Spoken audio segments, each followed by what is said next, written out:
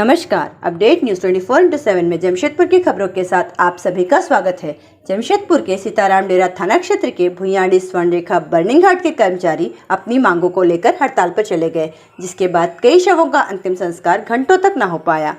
सूचना के बाद भाजपा नेता पवन अग्रवाल और थाना प्रभारी पहुंचे, जिन्हें हड़ताल पर बैठे कर्मचारियों ने बताया कि उन्हें न्यूनतम वेतन और पीएफ नहीं मिलता। वे लोग कई वर्षों से यहां काम कर रहे हैं, इसलिए उन्हें स्थायी किया जाए। जिसके बाद पवन अग्रवाल ने प्रबंधन से बात की और आश्वस्त किया कि 3 दिनों में उनकी बातों को अमल में लाया जाएगा, जिसके बाद हड़ताल को समाप्त कर दिया गया। वहीं कर्मियों के हड़ताल पर जाने से लगभग 1500 हड़ताल समाप्त होने तक फंसे रहे। वहीं कुछ लोगों के शव को लेकर पार्वती घाट जाना पड़ा, तो कुछ को अन्य समस्याओं का सामना करना पड़ा। आइए जानते हैं हड़ताल पर बैठे कर्मचारियों, वहाँ उपस्थित लोगों और पवन अग्रवाल जी से इस संदर्भ में और अधिक विस्तार से। बैठे रहेगा इसी तरह, बार बार धमकी देता है। धमकी उनके हम लोग को नहीं चलेगा। हम लोग काम करता है पसीना ये करके, फिर भी हम लोग 20-25 हमारा 25 साल से काम कर रहा, पीएफ ऐसा कुछ नहीं मिलता हम लोग को। धमकी देता है, खाली कर देगा, घर खाली कर देगा, तुरंत घर खाली कर देगा। क्या मामला हुआ? कल क्या हुआ था मामला? कल हम लोग जो लकड़ी सजाता है चिता, उसका भी पैसा रोक दिया। बोला नहीं, पैसा नहीं देगा, हम फंड में जमा करेगा।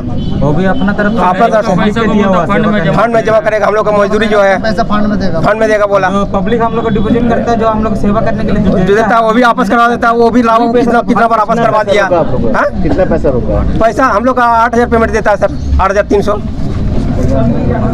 मजदूरी जो न्यूनतम मजदूर वो भी हम लोग का नहीं देता। तो अभी आया ही है, ज़्यादा नहीं हुआ है। क्या जानकारी मिल रही है?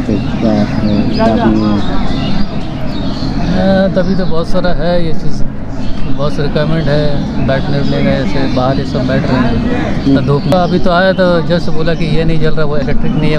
भुइयांडी स्वर्ण रेखा बर्निंग घाट में यहाँ के कर्मचारियों ने कुछ मांगों को लेकर धरना प्रारंभ किया था, जिसके कारण लगभग 12 से 15 बॉडी का दाह संस्कार इस घाट में नहीं हो पाया। स्थानीय लोगों से जानकारी मिली तो हम लोगों ने आया, उनकी मांगों को सुना।